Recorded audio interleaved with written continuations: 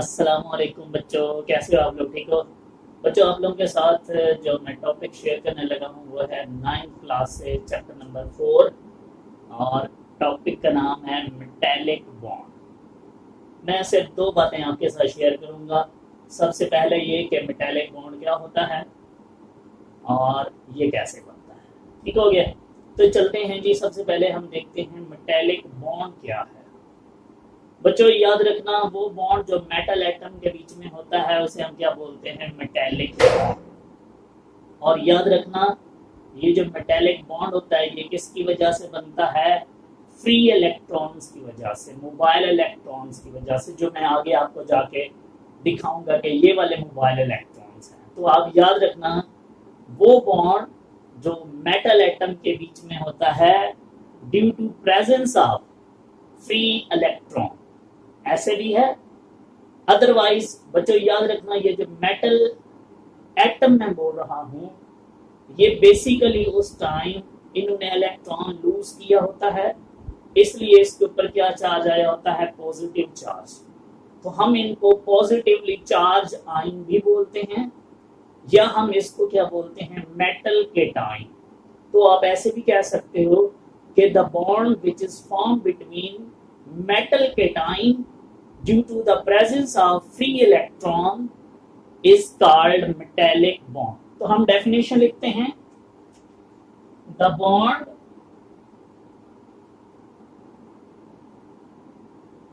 between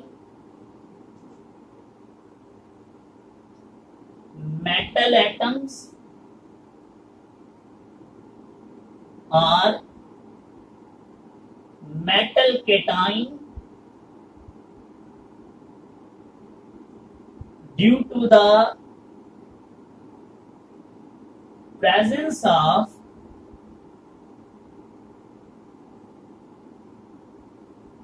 free electron is called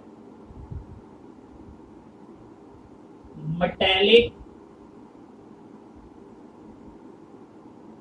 bond. अगले point पे आते हैं बच्चों। आपकी बुक में लिखता है, कहता है जब हम मेटल एटम्स की या मेटल्स की हम प्रॉपर्टीज को देखते हैं तो उन प्रॉपर्टीज से हमें पता चलता है कि मेटल के अंदर क्या मौजूद होता है? कोई केमिकल बॉन्ड या कोई मेटेलिक बॉन्ड मौजूद होता है। कौन कौन सी प्रॉपर्टीज को कहता है? जब हम देखते हैं कि मेटल जो होती है उसके मेल्टिंग बॉइलिंग पॉइंट क्या होते हैं? हाई। इसके अलावा मेटल जो होते हैं ये हार्ड होते हैं। इसके अलावा मेटल जो होते हैं इनका ये good conductor of heat and electricity है। तो कहता है इन प्रॉपर्टीज के बिना पे हम कहते हैं कि मेटल के अंदर कोई केमिकल बॉन्ड एग्जिस्ट करता है और उसका नाम क्या है? Metallic bond. तो आपसे कोई भी पूछे कि मेटेलिक बॉन्ड की एग्जिस्टेंस कैसे पता चलती है, तो आप कह सकते हो कि मेटल एटम्स, क्या ये जो मेटल एटम होते हैं इनका मेल्टिंग बॉइलिंग पॉइंट क्या होता है? हाई। ये good conductor of heat and electricity होते हैं। इसके अलावा ये हार्ड स्ट्रक्चर रखते हैं। इस बिना पे हम कहते हैं कि जरूर मेटल के बीच में कोई बॉन्ड मौजूद है केमिकल, जिसे हम क्या बोलते हैं? Metallic bond. ये नंबर 2। अब तीसरे पॉइंट पे आते हैं बच्चों कि ये जो मेटल एटम्स हैं, ये जो मैंने डेफिनेशन लिखी हुई है, ये केमिकल बॉन्ड या ये जो मेटेलिक बॉन्ड है ये किस तरीके से मेटल एटम के दरमियान बनता है या मेटल केटाइन के दरमियान बनता है। तो इसको देखने के लिए बच्चों एक हमारे पास कॉन्सेप्ट है, एक थ्योरी है जिसका नाम है इलेक्ट्रॉन पूल थ्योरी। तो हम हेडिंग लगाते हैं इलेक्ट्रॉन पूल थ्योरी।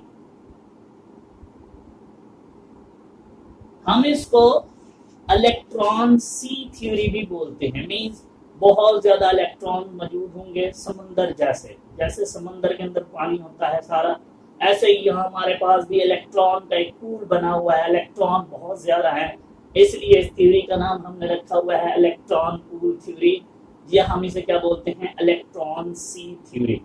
बच्चों मैं ये बनाता हूं सबसे पहले, उसके बाद मैं आपको समझाऊंगा।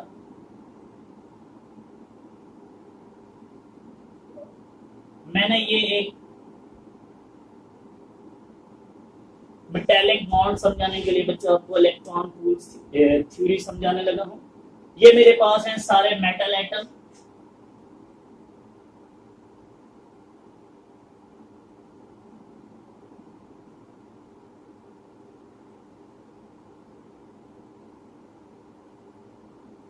ये मैंने मेटल की एक शीट ली हुई है जिसके अंदर ये सारे क्या मौजूद है बच्चों, मेटल एटम। अब एक बार याद रखना बच्चों, ये जो मेटल्स होती हैं ये इलेक्ट्रोपॉजिटिव नेचर होती हैं। क्या मतलब इलेक्ट्रोपॉजिटिव? मींस इनके आखिरी शेल में जो इलेक्ट्रॉन्स होते हैं, एक होते हैं, दो होते हैं, तीन होते हैं, ये उनको डोनेट करने की एबिलिटी रखते हैं। मींस अपने अंदर से इलेक्ट्रॉन निकालना इनके लिए क्या होता है, आसान, क्योंकि ये इलेक्ट्रॉन डोनेट करने के बाद क्या हो जाती हैं, स्टेबल। तो इसलिए हम कहते हैं जो मेटल एटम होते हैं ये इलेक्ट्रोपॉजिटिव नेचर होते हैं। इनका साइज बड़ा होता है जिसकी वजह से इनकी जो न्यूक्लियर फोर्स ऑफ अट्रैक्शन होती है वो बच्चों क्या होती है, कम, जिसकी वजह से ये वैलेंस शेल से अपने इलेक्ट्रॉन इजीली क्या कर सकते हैं, लूज कर सकते हैं। इसलिए आप ये भी जानते हो कि जो मेटल होते हैं इनकी आयोनाइजेशन एनर्जी भी क्या होती है, लो। क्योंकि आप जानते हो किसी भी एटम की आयोनाइजेशन एनर्जी लो का मतलब ये है कि वो अपने अंदर से आसानी से इलेक्ट्रॉन क्या कर सकते हैं, लूज कर सकते हैं। इट्स मीन कि ये जो आयोनाइजेशन एनर्जी है ये क्या होते हैं, सॉरी, ये जो मेटल एटम होते हैं ये क्या होते हैं, इलेक्ट्रोपॉजिटिव नेचर होते हैं। क्योंकि इनका साइज क्या होता है, बड़ा, क्योंकि इनके अंदर न्यूक्लियर फोर्स ऑफ अट्रैक्शन क्या होती है, कम, क्योंकि इनके अंदर शील्डिंग इफेक्ट क्या होता है, ज्यादा। इसके अलावा इनके अंदर की जो आयोनाइजेशन एनर्जी है बच्चों इनकी वो भी क्या होती है, कम, जिसकी वजह से ये अपने अंदर से जो इनके वैलेंस शेल इलेक्ट्रॉन होते हैं उनको ये क्या करते हैं, लूज कर देते हैं। और आप जानते हो जब भी कोई एटम अपने अंदर से इलेक्ट्रॉन लूज करता है तो उसके ऊपर क्या चार्ज आ जाता है, पॉजिटिव चार्ज। और जब वो इलेक्ट्रॉन लूज करेगा तो ये देखो, ये सपोज करेंगे ये इलेक्ट्रॉन इसने लूज किया, सेम मैं ये सारे एटम के ऊपर क्या लगा रहा हूँ, पॉजिटिव चार्ज, और इलेक्ट्रॉन बना देता हूँ सबके अंदर।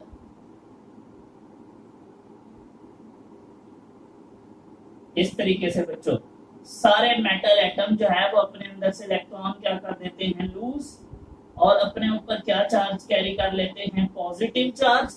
और इसी को मैंने यहाँ क्या बोला था, मेटल के टाइम बोला था। ये वाला, ये जो मैंने मेटल के टाइम बोला था वो यही थे। इन्हीं को मैंने पॉजिटिवली चार्ज आयन भी कहा था, और यही वो मेटल एटम है। ये इनके ऊपर क्या आ गया है जी, positive charge.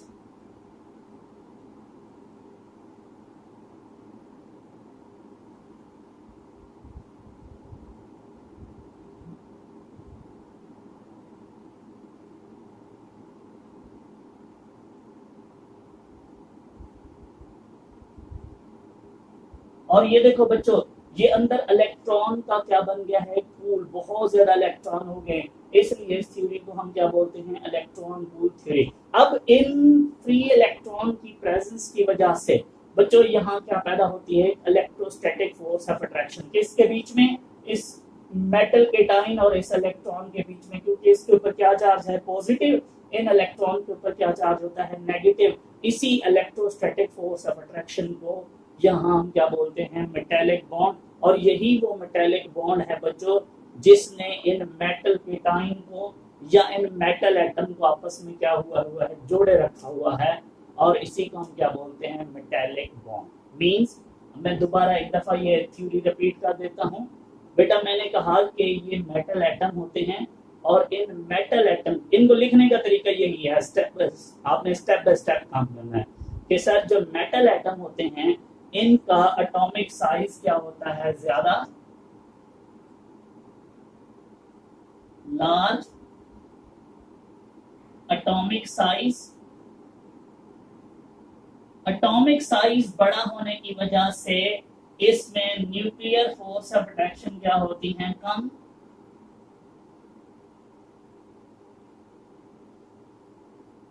Nuclear force of attraction क्या हो जाती है बच्चों, डिक्रीज। उसके डिक्रीज होने की वजह से इनके लिए इलेक्ट्रॉन को लूज करना क्या हो जाता है, आसान। मींस इजीली इलेक्ट्रॉन लूज कर सकते हैं।